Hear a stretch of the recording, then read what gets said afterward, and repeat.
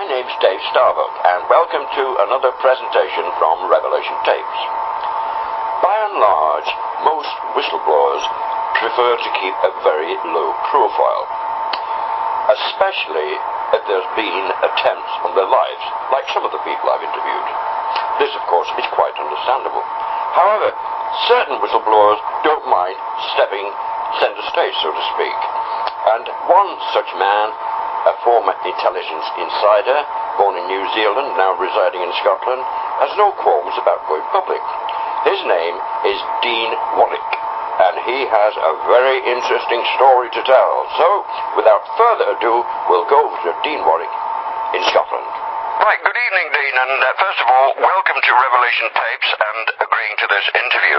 Now, before we get down to the nitty-gritty, I wonder if you'd be kind enough to tell my listeners a little bit about yourself, your background, and how you became involved with what you did and so on. Well, I think that begins right back soon after when I was born.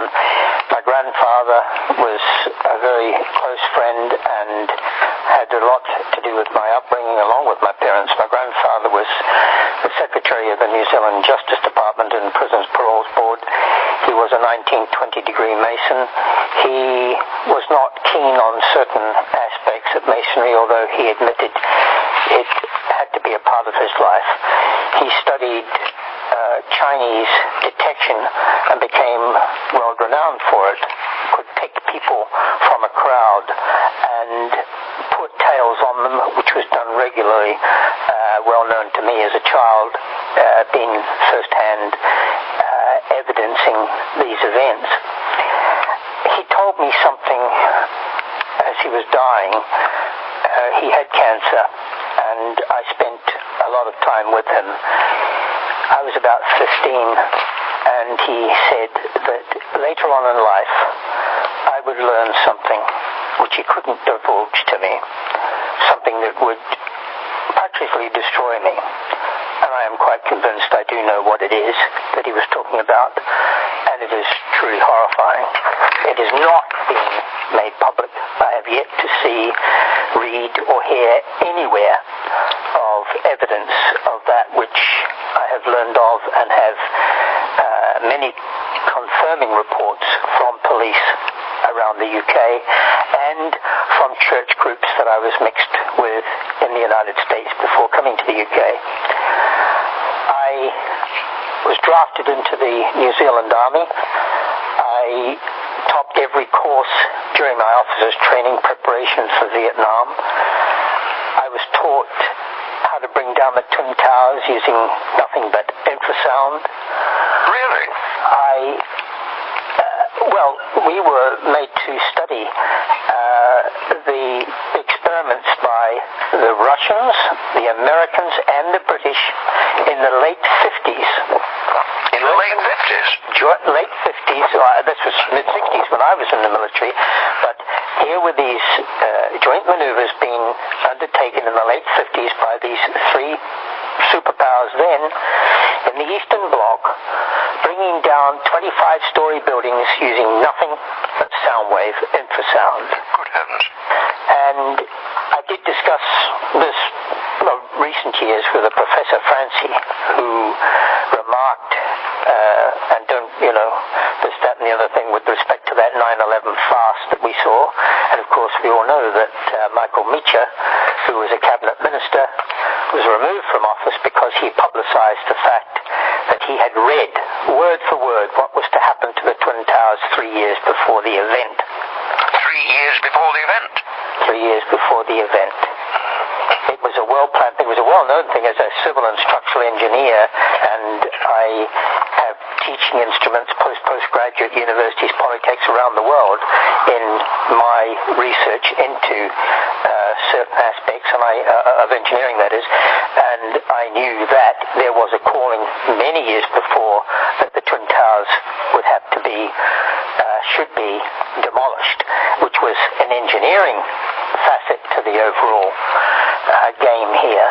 And what people do not understand when it comes to New York is the New York Port Authority demand that any building erected in New York must be able to be brought down within its own footprint.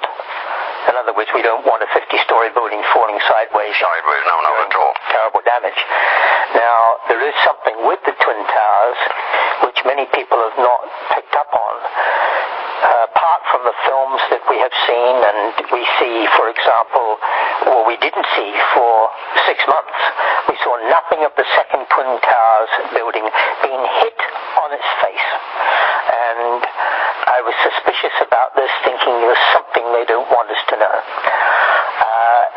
Then we were told there was to be this screening of this bit of footage showing the plane actually striking the face, and I made a point of seeing it. I sat in front of the television, I saw the plane strike, and I put my head in my hands and I said, "Oh, you bastards, you bloody did it, all right." Talk about some Muslims taking over planes, etc. Forget it. I couldn't establish and prove that with the first Twin Towers building, but certainly with the second.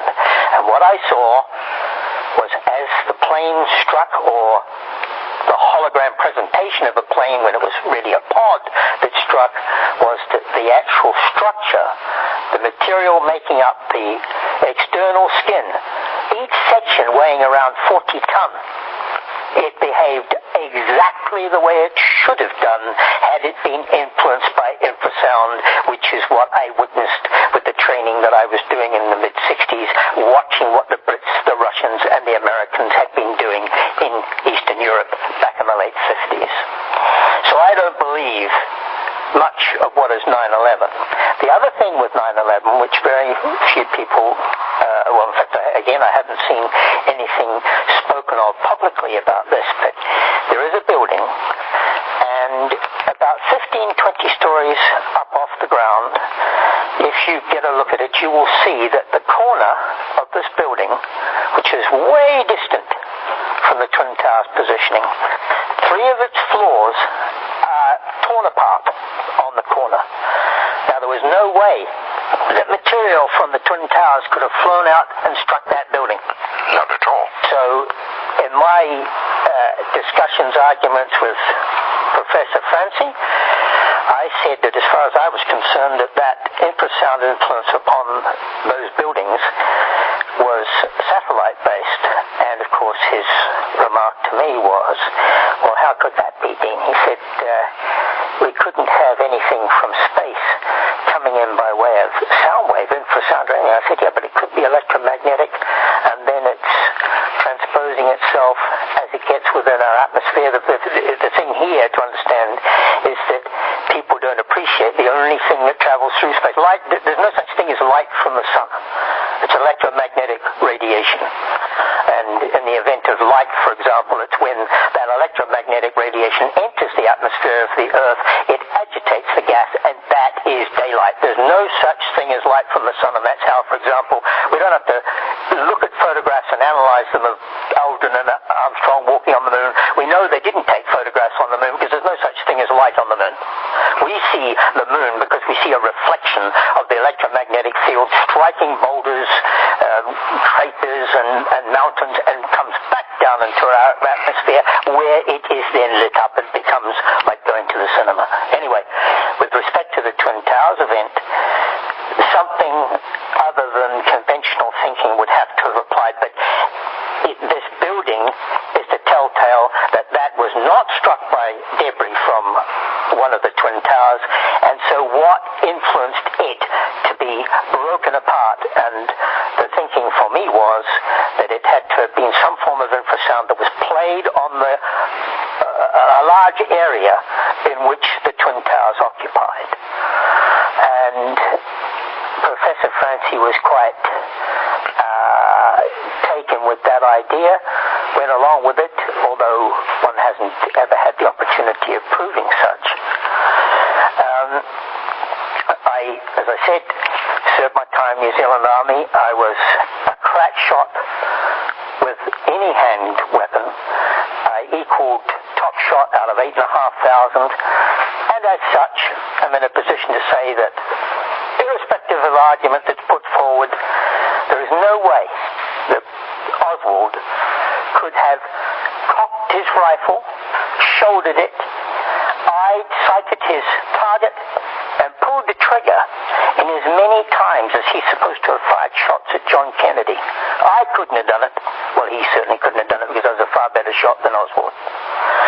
He may have been able to pull back the bolt and pull the trigger that many times, but he certainly didn't get to sight his target and pull the trigger. And one thing's for certain, on the amount of shooting that I've done over the years, the only way that the forehead of Jack Kennedy was lifted and hinged on his left-hand side and his body thrown across that back of that car was that shot, that particular bullet came from the grassy knoll. Did not come from any book depository. Yep. Anyway, I was pretty moved by the Jack Kennedy assassination.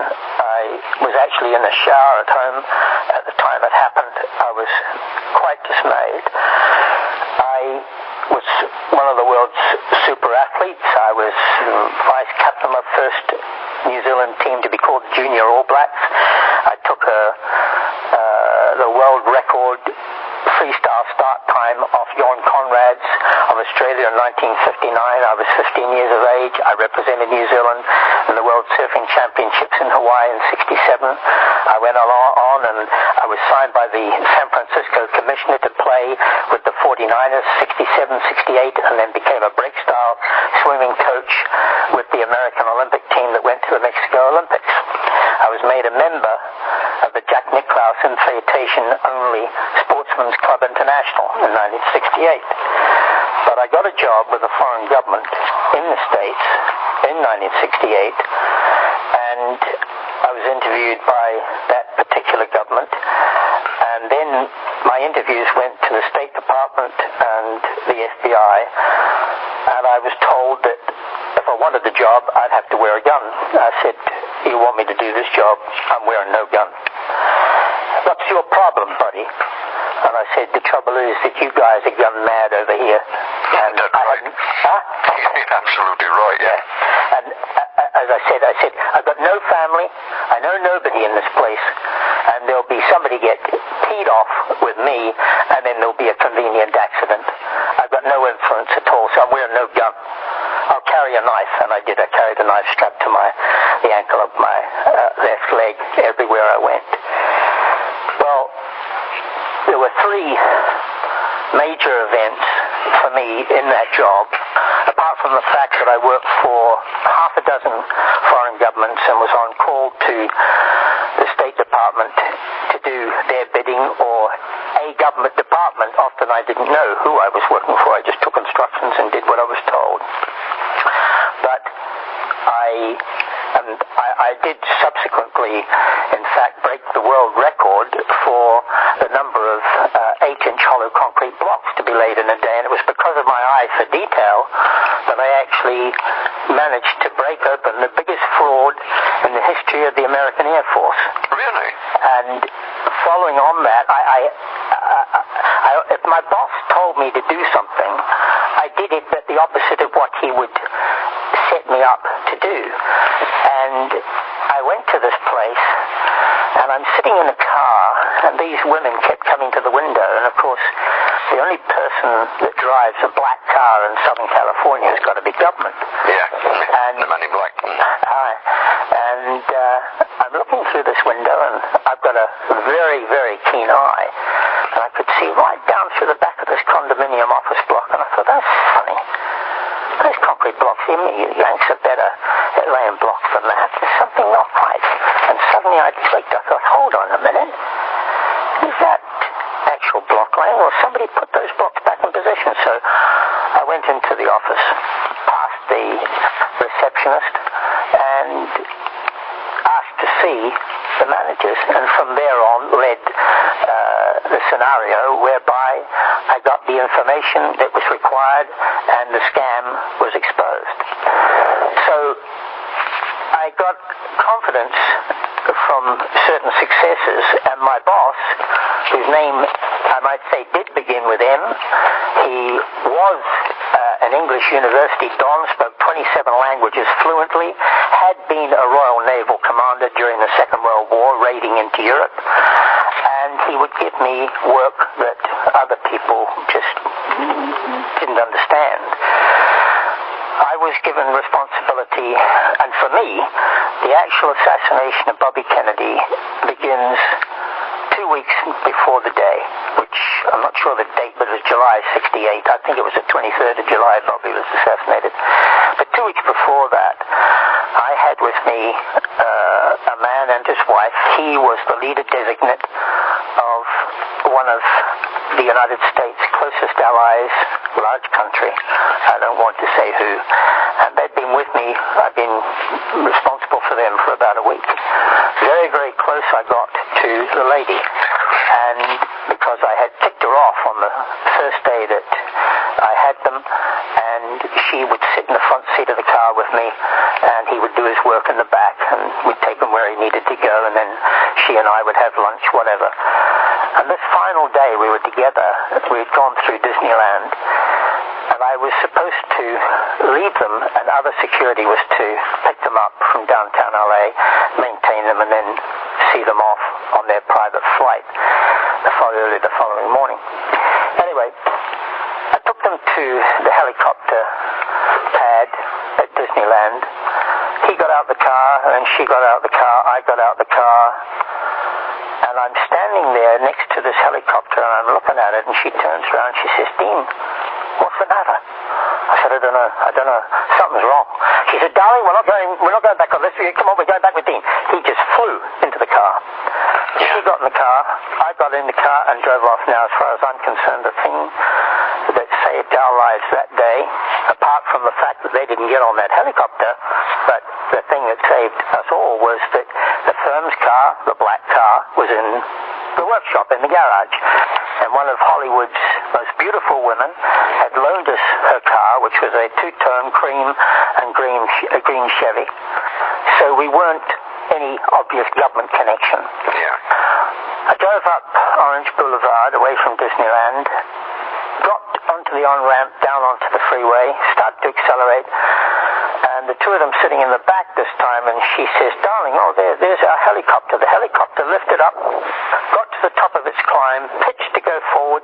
There was a small puff of smoke underneath the helicopter in line with the axis of the rotors, and then woof! Black smoke poured out around the rotors. The helicopter turned on its nose, dived for the deck. All people, about 20-odd people on board were killed. I hit the accelerator, yelled out, "Down your targets," and took off.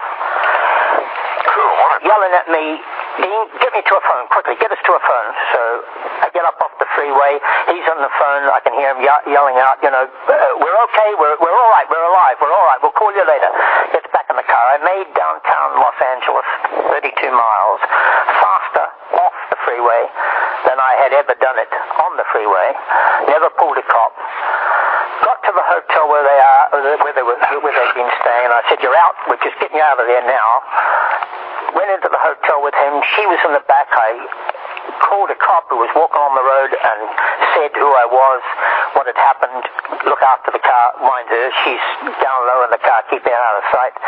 Went into the hotel, got all their gear out, and put them in a rinky-dink downtown LA. My idea was always, got a problem, go right to the heart of it. Don't run away from it, you'll be too obvious. Get right in amongst it. And we went out to a Greasy Spoon for something to eat, and I said, "Everything is cancelled, just don't you speak to anybody, no calls. I'll pick you up 3 o'clock in the morning, and I'll get you to the flight," which I did, and nobody tailed us at all. This time, I've now changed the car, and I'm driving a Dodge Charger, which I had, like the Dukes of Hazzard thing, 380 horsepower and 0 to 60 in 5.7 seconds, 162 mile an hour sort of thing. And when I left them at the plane, and she's saying, "Dean, I wish you could come with us," obviously thinking, but for the fact I was with them, they'd have been in a pile of smoldering wreckage of a helicopter at Disneyland. And I took off back. As I drove off, I'm thinking, there's got to be something. It's gone too easy. There's got to be something happen. I got up to the crossroads where the coast road ducks down underneath the runway of LA Airport, and I could see, because the road goes down and then up again, I could see 2 tires, wheels of a car. And I thought somebody's hiding in there. And I sat on the crisscross of the crossroads, and this car started to come forward. I thought, here we go. So I eased forward, no more than snail's pace sort of thing. And this car comes out of the underpass, sits on the crisscross.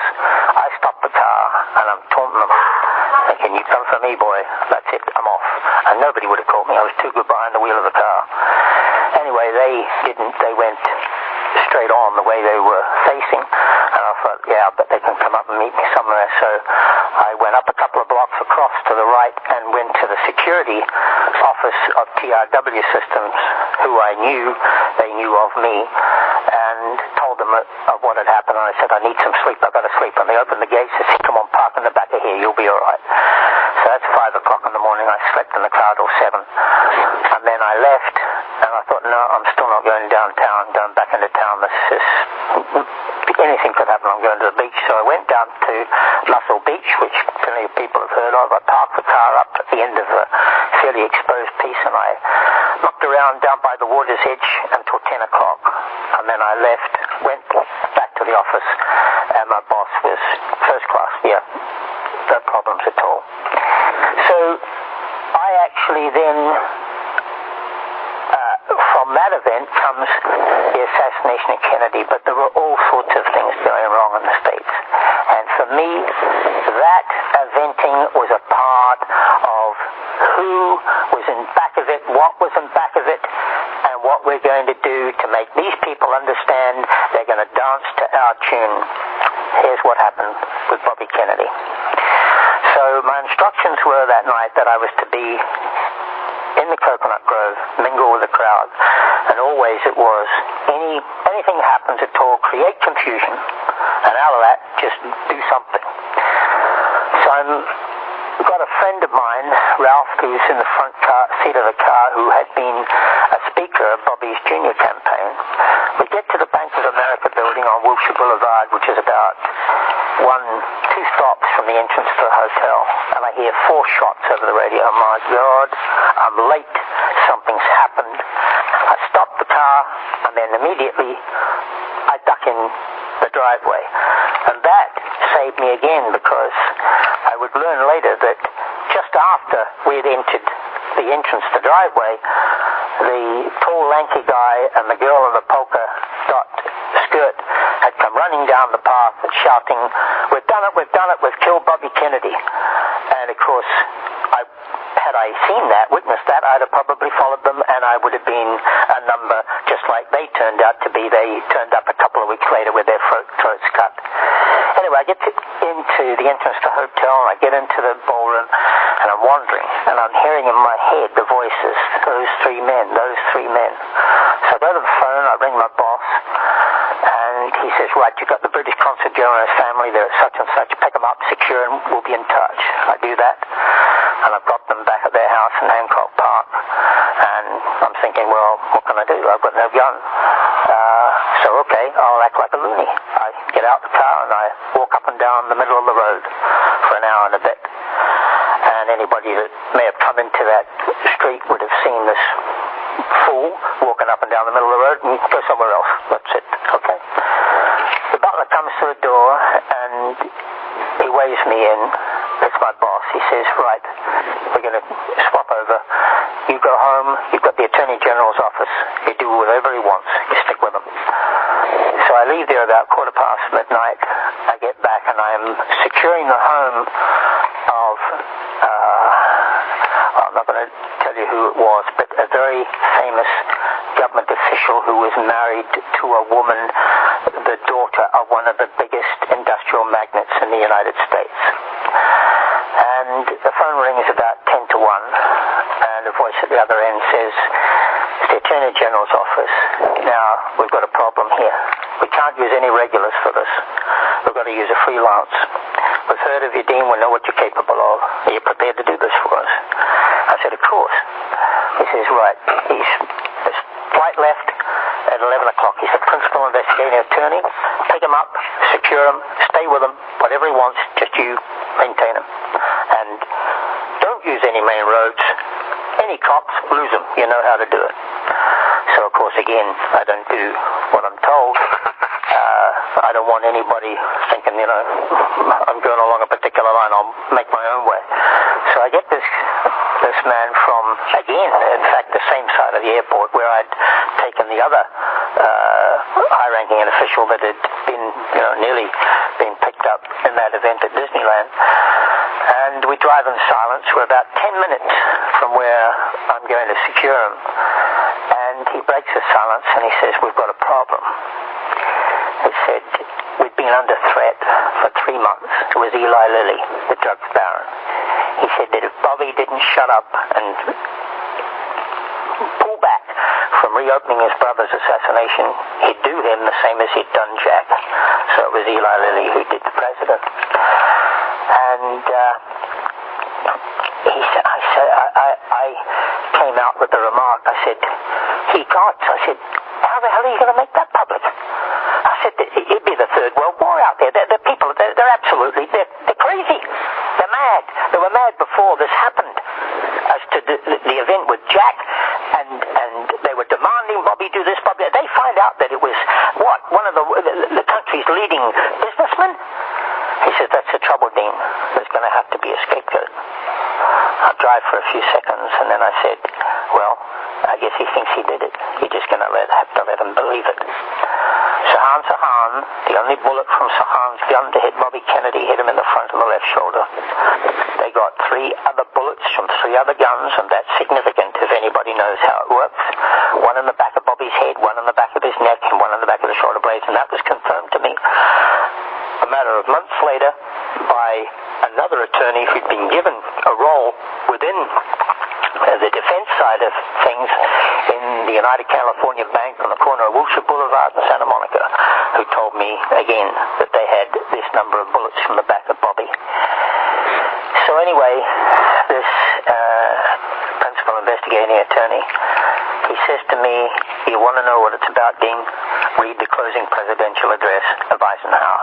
And I suggest everybody does, because that's where we're at. And it goes on and on and on. And now I want to come to something which is, I think I said to you when we first spoke, which has turned me for some time. And that's to do with the killing of the children.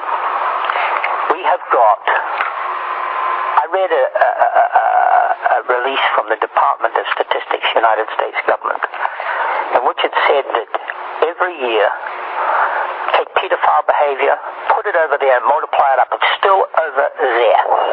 Every year there will be 150,000 children will disappear in the United States. Never be heard of again. Yeah. And 3 months later... Sorry, carry on, Dean. Yeah. And 3 months later, I got a similar report. It said that in Central and Southern America, there'll be 350,000. Boing. I did mathematics. I specialized in pure and advanced maths university. That's not a coincidence. We've got 0.05% of the population in North America. We've got 0.05% of the population in Central and Southern America. That can't be a coincidence. No, not at all. So one day, I've got a suit walks into my showroom, and we get talking, and he says that he's got a meeting at the DSS offices, which is the headquarters for where I live, in this area. And I say, "Oh, you'd be interested in this." So I tell him this, that I'd got these reports and what the figures showed. I said, "I can't understand it." I said, "What do you think it could be? In America, we've got this problem." I said, "We don't have anything like that in the UK. He says, "Oh, yes, we do." He says, "I'll tell you who I am." He said, "I've been with this department for 30 years. He said, "I am now the head of it." He said, "It's 20 to 25,000 children a year in the United Kingdom." Sometime later, I'm watching television. It's the middle of the day, and I see it as a news item. And a lady comes on who's a part of a group in London. I think their name was the Mothers of the Disappeared. I may have that wrong. But anyway, she says that each year in the UK, 120,000 children between the age of 10 and 23, interesting age group, will leave home, and of which 20% will only, the other way around, 80% will ever be heard of, found again. In other words, 20% of missing. Well, 20% of 120,000 makes 25,000 and confirms the figure this man had told me. So what's happening to these kids? I'm talking to a chief of police, and he says, you're right about these kids, Dean. He said, 1 year we recorded in our county 40-something had gone missing. He said, the government came back at us and said, no, you got it wrong. It's 60-something this year in your county. I have it from a police officer involved, direct, Dorset Police. Every week they find 7 to 8 children in the New Forest. They have been slit around their necks, down their shoulders. The skin has been peeled off their backs and their flesh has been eaten into whilst they are alive. Now I think this has to do with what my grandfather warned me I would learn about later on. And it brings me to the Jessica and Holly event. Yes. Anybody who believes that Ian Huntley had anything to do with the killing of those kids wants their head examined. Since you mentioned, forgive me interrupting you, Dean, at this point. 4 years ago, I did a presentation, Who Really Murdered Holly Wells and Jessica Chapman, and the response I had was so tremendous, including from 2 solicitors and a barrister, no less. But anyhow, continue with your narrative. So, what we have is Ian Huntley was there because found in the cuffs of his trousers were seeds from plants that were in this forest, whatever it is. Well, could have gotten from anywhere. Yes. They could have been planted. This man is so dumb that he takes these bodies to this place, he strips them of their clothes and pours petrol on them to burn them. Well, anybody who's got half a brain knows that you would leave the clothes on to soak up the petrol to make sure the fire was burning more and more. It would dig in. He takes the clothes back to the school. He gets out a bin from underneath the stage. He puts the clothes in the bin. He sprinkles petrol on them. He sets them alight, waits till they're burned so far, and then puts the fire out with the hose. This is a nonsense. We have the case of the lady who has tried to get a newspaper or any form of media to print her story, to present her story. Whether it's true or not, obviously I don't know, but the line is that she walked her dog in that forest every day, and for 2 weeks before Jessica and Holly were discovered, she said military police were blocking those roads. That's correct, yes, I heard that from another source as well. Right. And then we have the case of the runner who was interviewed outside the court whilst the case was proceeding against Huntley, and he said that he had, for 3 nights, heard, he'd been running and run past those woods, and he had heard girls screaming in those woods. So where do we get it, this pat line? Now, my information on what happened to Jessica and Holly is as follows, and it comes from high-ranking American military intelligence, so as far as I'm concerned, I'll believe their line. They are within government.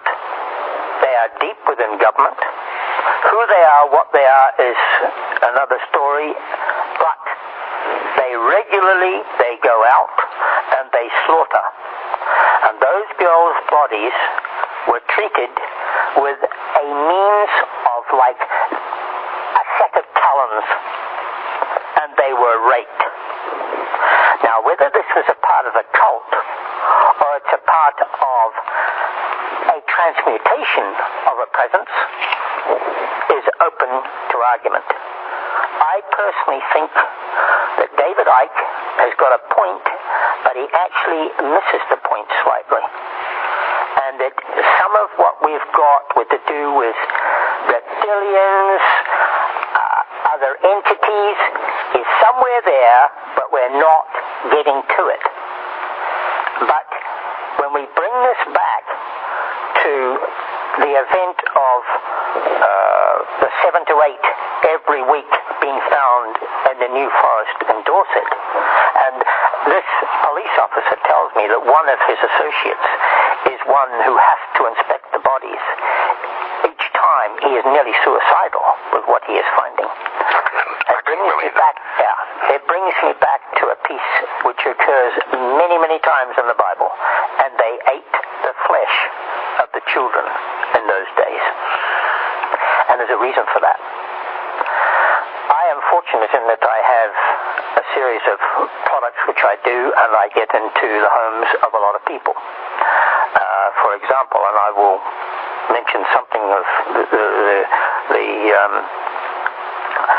Lockerbie disaster. Yes. But people, one client, for example, is, well, in fact, two clients are fairly high up in British government scientific research, and they have confirmed that we are what we are because we were cannibals, we did live a particular way.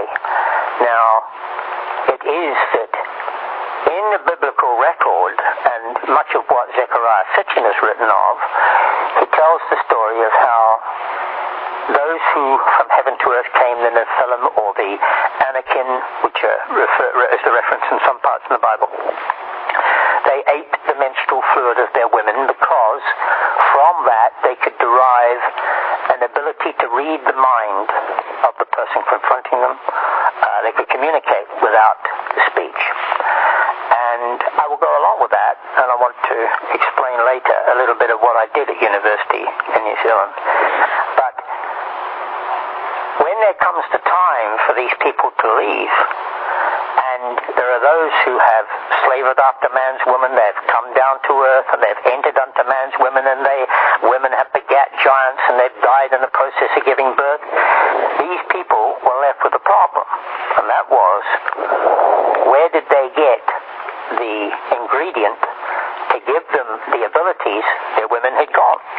They had no ability to derive from man's women the ingredients by consuming the menstrual fluid of man's woman, but they discovered that a terrorized human, a child, whose flesh was eaten, and this I have from this prominent scientific base, and I won't say where, in the United Kingdom, that yes, that is the answer to it being. That if that flesh is consumed, it is flush with the serotonin and adrenaline, and it gives the similar ingredients to allow them the ability they had of reading the mind of communication without speech. And there are so many references to it in the Bible. But the references should be taken absolutely as written. It doesn't say they ate from the bones of children. It doesn't say that they ate the skin of the children. It says, and they ate the flesh. And that means they had been skinned.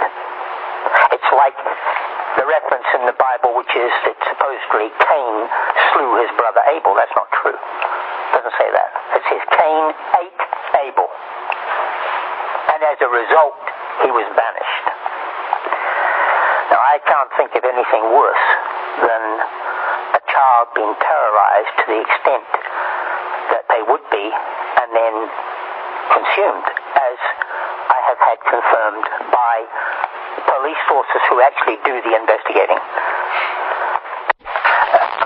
This may have something to do with what my grandfather had told me when I was a child, of that which I would learn later on in life.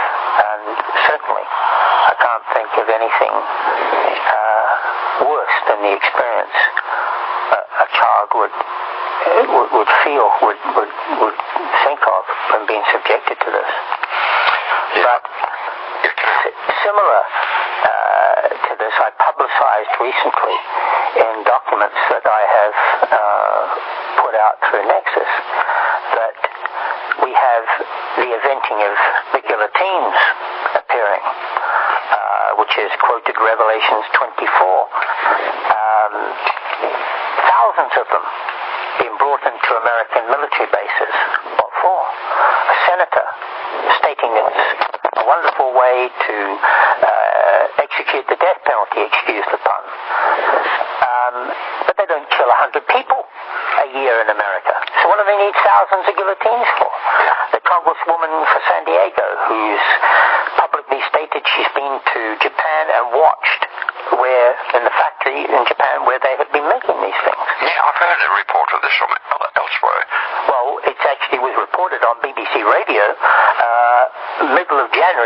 2004 that per container load being shipped into a warehouse in Doon Ray at the rate of 300 per container load. And when the commentator on the BBC starts to lose his rag over it, he's got half a dozen people on the phone saying, "Don't go mad at him, we're up here handling these bloody things. What the hell is this all about?" Now, I do have a theory. I can quite see that with the callings by some of the world's so-called tops, like Kissinger has said publicly, we need to reduce the population of the planet by 6.5 billion from 7 billion. How are you going to get rid of that number of people? Yes, okay, we can play games with the weather, we can do all sorts of things to allow that we will have massive flooding, and there will be people will lose their lives because of global warming and the raising of sea levels, etc. Yes, but yeah. I have it that a farmer in Yorkshire was threatened by the police. Now, I have to just stop there and go back a bit, because it was Gunderson who was the biggest metals fabricator in the world in the States, and he was interviewed on television about the fact that he had this contract with the American government to supply thousands of railway boxcars, and that in each of these cars was shackles for 150 people. And there is the case of this British doctor and his family that are walking in the forest in Canada, close to the American border, come upon a railway marshalling yards not being used, been there for at least 10 years, and there are 50 railway boxcars. They open the doors, and on each side, and inside of each one, there are the shackles with a guillotine at the head. Now, I put it to you, just consider that you and I are shackled. Yeah. And I am put to the guillotine, and you're left waiting till the following day. You're going to be terrified. You're Got it? Right. So we get the similar condition as you are terrified. The adrenaline, the serotonin is running, and we have in the ingredients within what you are, apart from the body parts, which is what this senator spoke of, that it was a good way of execution and great for getting body parts. But how do you, 6.5 billion people all over the world to be exterminated? It's like it's such a big thing that the majorities of people would say, well, it's just a nonsense. But that's the point. You put something straight in front of somebody, and it's the easiest way to conceal it. It's like the Germans rearming for the Second World War. They could make guns and armament parts and bullets, and they could dig holes on the ground and bury them. But the one thing they couldn't hide was a gun barrel. So what did they do? They got people, they had them erected, sticking through the sheds of people, through the roofs of people's sheds out the back of their houses, and told them to light a bit of paper underneath them every day. And, oh, look, Helmut's got a new stove. So the gun barrel was right there in plain view. Nobody realized the gun barrel, they thought it was a smokestack. Well, this has been a policy of the New World Order Brigade for a long time. If you want to hide anything, hide it in plain view. And I can speak with, some authority on that. Before I got into journalism, I used to earn my living as a professional comedy magician, so I'm quite used to hiding things in plain view. Sorry, I interrupted you. No, all that. But it's like, to come back to another event, we take the issue of Lockerbie. People believe, or there was a case that ran whereby some Libyans were supposed to have put some detonating explosive onto this airplane. Here's what actually happened that night, and the following day, what was told to me. And again, from what I do and getting into people's houses, one of my systems is in a property of a man who has to know everything that happened to every single body that came off that plane, be it from the piece up on the hill or what was down in the town. And he told me that 7 people survived the crash. 7 people survived? 7 people survived the crash, and this has come from another source as well. And that the last person to die was a woman at 6:45 in the morning, died of hypothermia. She had only a broken wrist. The Dumfries and Galloway Police, and I have it from within Dumfries and Galloway Police. Disgusting it is. They were under instructions, nobody is to leave that plane. They die on the hill. Within 12 minutes of that plane striking the ground, and there are photographs, and I think they've actually been put out on television. There are photographs of officials in that town with FBI on the backs of their jackets. The British police turn up from Glasgow. What the hell's this? And it's practically wild earth country. Those two sets of authorities are facing each other with guns drawn. Good heavens. A little bit after this, I have somebody comes to stay who was a lead producer with Granada TV, and he tells me what they had from that event.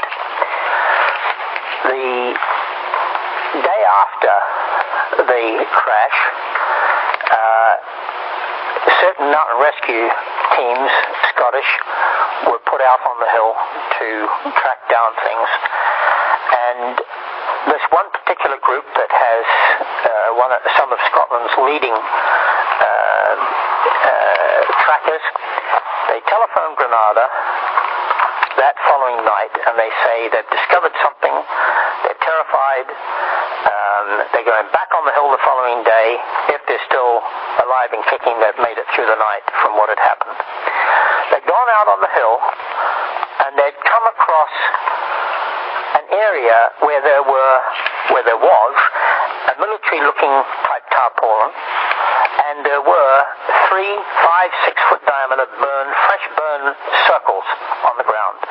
There were caterpillar tracks, and they lifted the tarpaulin, and they found 15, as I recall being told, canisters about 3 foot long, 5 inches in diameter with military markings on them.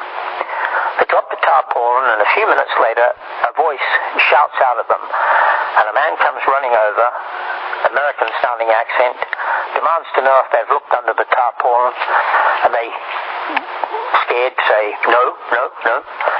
He's joined by 2 others, and they are told to clear off. He flashes some form of identification at them and tells them there to go.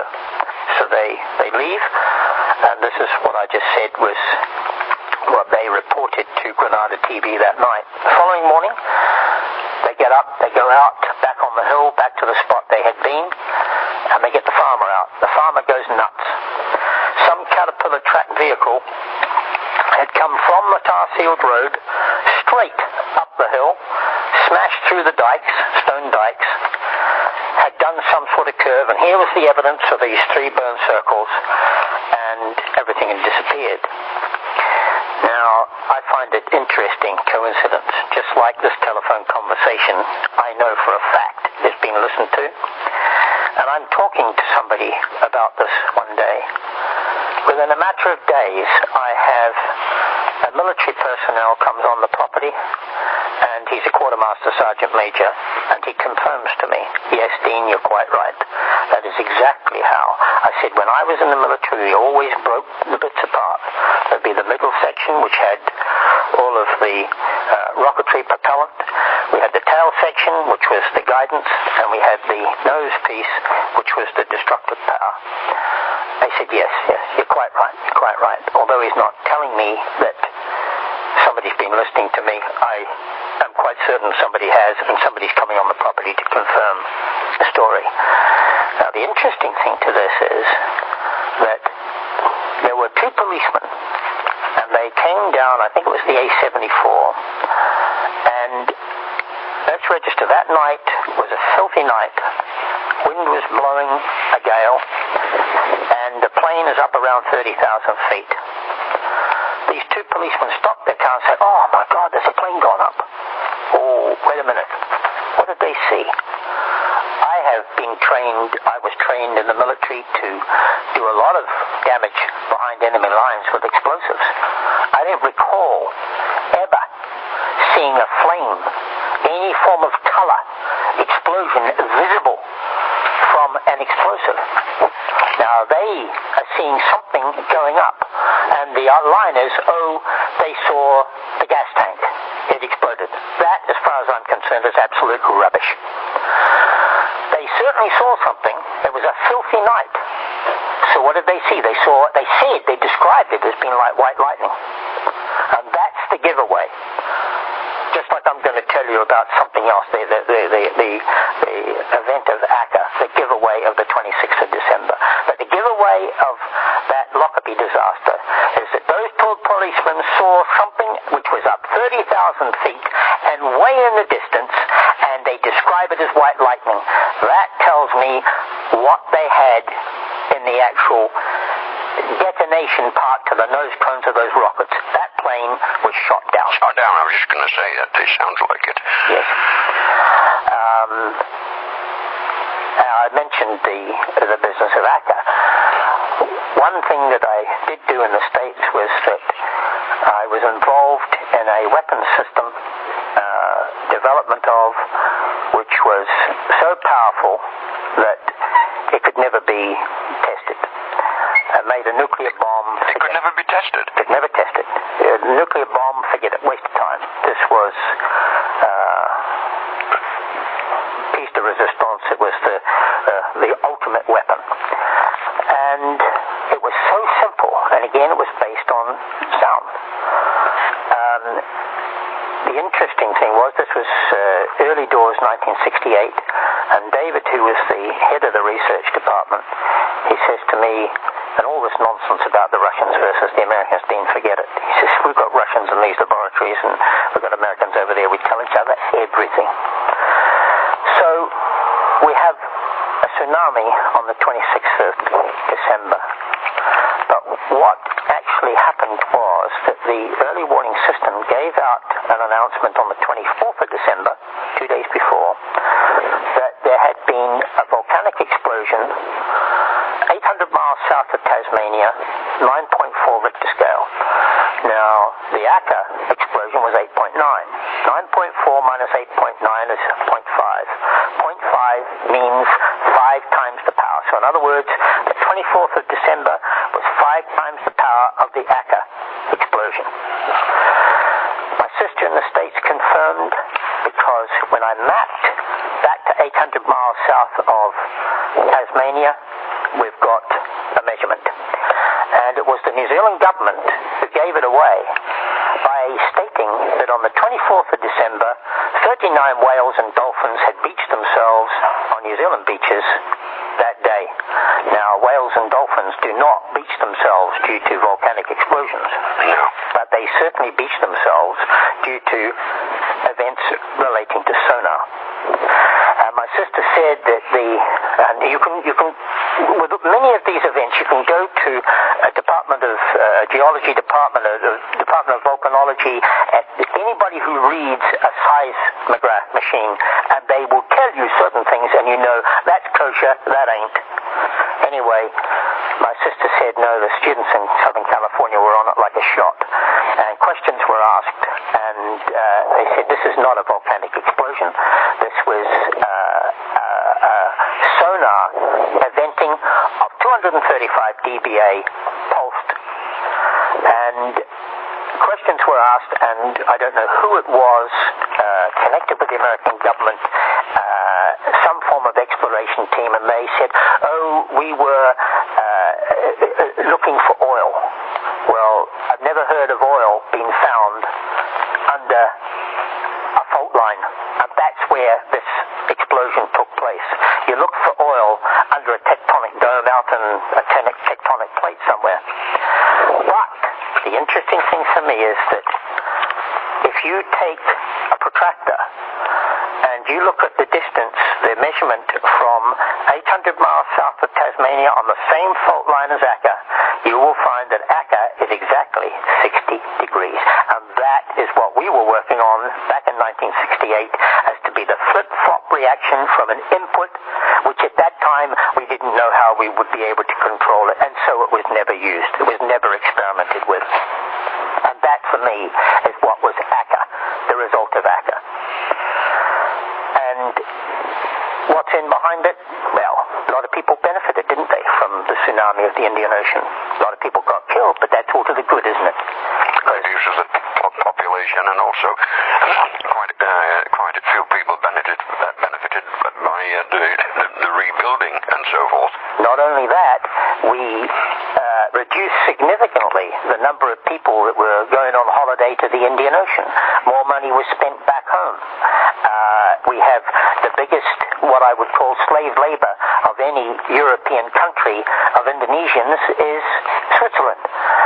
The people are subservient. They're subjected to the nonsense. And it's again the gun barrel right in the front of everybody, right there in everybody's face. And people, they just believe what they see.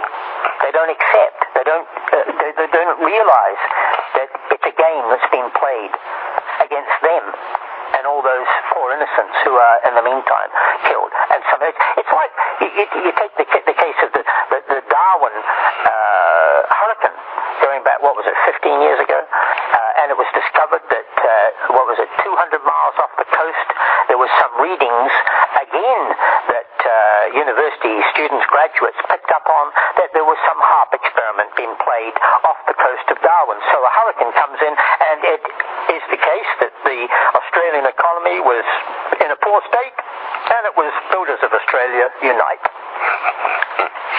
Yes, you don't have to be a rocket scientist to figure that out. Now, Dean, I wonder if you'd be kind enough to say a few words. I've heard quite a few reports on the underground bases, underground cities and so forth. Well, the underground side of things that I know of was that what we were brought up, we were taught in schools in New Zealand. I'm 64 years of age, so I'm talking over 50 years ago when I was 10. And New Zealand had a very close relationship with the former Soviet states, and we got a lot of information from them, and we were taught in school that, I can't remember if it was 47 or 48, but Eisenhower, who was the head of the armed forces in the United States still at that stage, he had heard of something which was going on in the area of Dulce, New Mexico. He ordered in the troops. He lost 350 men in the battles that took place. He lost 350 men? He lost 350 of his troops, and he said, nuke the bastards. The people of Dulce, New Mexico were emptied from their homes during the night. My doggy mother said, don't worry about your dog, ma'am, get in that damn truck.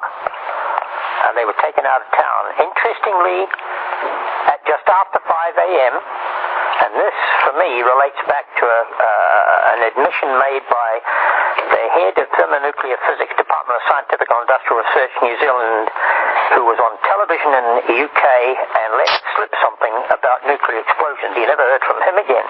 But anyway, at just after 5 in the morning, 2 atomic blasts tear this place to pieces, and the American government put out the release they were looking for gas seams. Now, this is just farce. But as to what goes on underground is anybody's guess unless you've been a part of it. Now, I was fortunate that I didn't become a part of it, although I nearly did. Because of what I had done in the United States, I was offered a job. I was approached by the head of department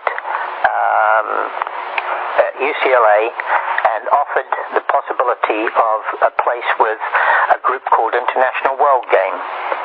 And they were based in Denver, Colorado. I, subsequent to that, found out, and particularly from Alexander Christopher's book, Pandora's Box, of what goes on underground and what has been reported to go on underground there. And anybody who's interested in that should look up the internet site on New World Order and recognize what has been done by the Masons, what has been spent, the amount of money it must have cost them, I would have thought $250,000 to build what they've done.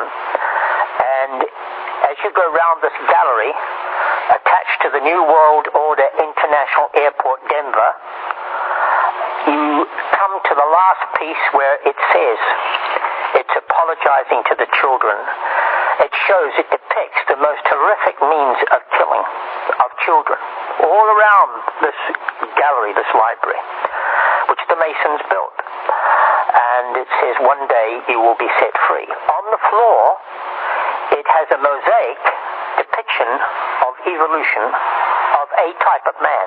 And anybody who's followed it, studied it, knows we didn't come out of any ape. We developed along beside ape. We don't have the same, there's something wrong with our back, with the base of our spines, which do not relate to ape. When testing has been done, research has been done to look backwards on the development of man, we come out of intelligent dinosaur. And here on the floor shows something which relates to, and as I said, I think I did say earlier on in this, in the Bible, it does not say that Cain slew Abel, it says that Cain ate him.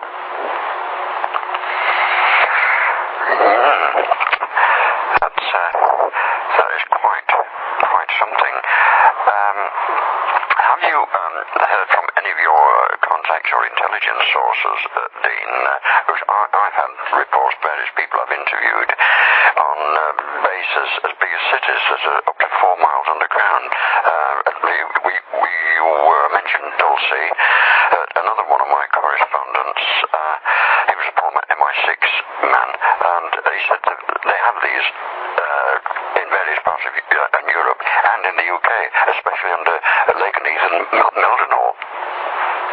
Well, I've heard of them. I don't have any first-hand information, and your information is probably more accurate than mine. As far, are we talking about some form of alien inhabitant, or yes, yeah, reptilians and so forth? Yeah. And, well, the information that I can give you on that is a source from the House of Lords, and more than one, in fact. And that is that the House of Lords, the House of Commons, that building, although it's built on the site of some previous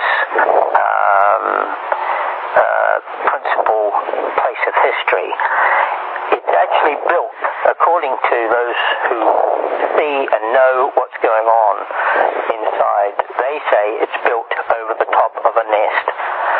And they have appearances from time to time which are of non-physical entity like yourself and me, and they go along with whatever is the event with these people, these things, but it goes further than that. Sir Peter Hill Norton, the first Lord of the Admiralty, he did some years ago 7, I think, television documentaries where he was interviewed. Now, here we've got a man who's got a reputation, who's got a position.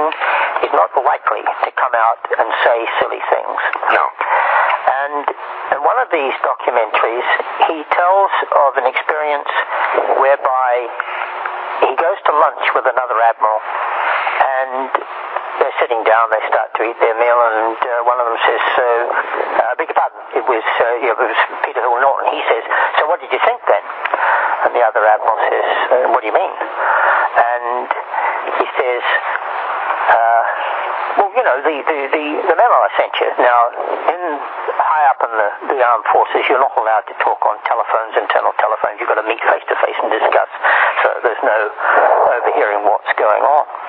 And the input message to begin this is carried by top-line security from one person to another person within the same building. And this other admiral says, I never got your memo from you.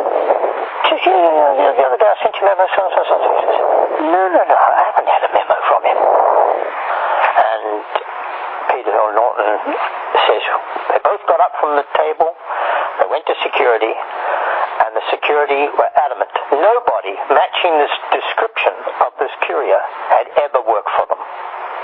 And that memo disappeared.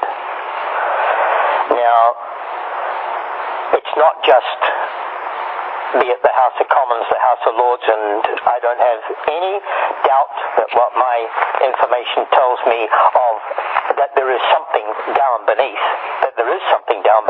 but it's not just there. It's in many, many places. And And one of the things which brings us to, okay, things are not as what they might seem, is what I've been told of what goes on at Bantry Bay in Ireland. Now, I've been to Ireland many times, and we have, for example, over here where I live, we have chemtrails appearing quite regularly. Yes. And one has to wonder what it's about. So I go to Ireland, and I've heard that there are these events, and so I get out of bed at 6:30 one morning, and I set myself up a mattress on the drive in front of the farmhouse where I'm staying, and at 6:45 it starts, and a trail about 60,000 feet up. I can't see the airplane, so it's way above 30,000. You can see an airplane at 30,000 feet. Clear blue sky, and this line starts. And then as he gets to the horizon way back behind me, you see it spitting off the side of this trail, and it's starting to white out. If you held your hand up in the air, I see another chemtrail being formed, and it's from, say, the knuckle to the end of my thumb, apart from the other one. And by 11 o'clock in the morning, the whole of the sky is completely whited out with this spitting material coming out the sides of these chemtrails. Now, I have to ask the question, who is it? For the simple reason that the Irish Republic doesn't have an air force. So who's doing this? Now, people have told me who live around Bantry Bay. I go to Bantry Bay, and the people are upset because there was this event this particular day, and the sky was whited out with chemtrails. They watched them being formed, and the following morning they'd woken up to find a spittle all over the streets. I'm trying to remember the name of the town, which is way down the peninsula.